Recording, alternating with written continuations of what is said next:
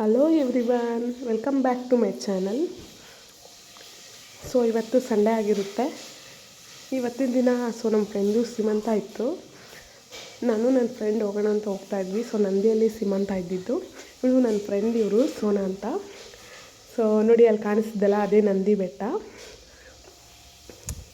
So Nandi temple ಇದೆ ಅಲ್ವಾ, ಅದ್ರ ಹಿಂದೆಗಡೆ ಸೀಮಂತ ಇದ್ದಿದ್ದು. ಚೌಟ್ರಿ ಇದು ತುಂಬ ಚೆನ್ನಾಗಿ ಡೆಕೋರೇಷನ್ ಮಾಡಿದ್ದಾರೆ. ಒಳಗಡೆ ಎಲ್ಲ ತುಂಬ ಗ್ರ್ಯಾಂಡಾಗಿ ಕಾಣ್ತಿತ್ತು, ತುಂಬಾ ಚೆನ್ನಾಗಿ ಕಾಣ್ತಿತ್ತು.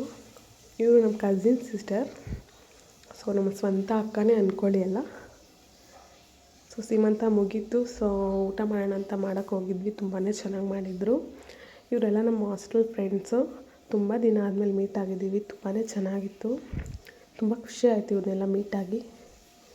ಸೊ ಇವತ್ತಿನ ವ್ಲಾಗ್ ಇಲ್ಲಿಗೆ ಕಂಪ್ಲೀಟ್ ಮಾಡ್ತಾಯಿದ್ದೀನಿ.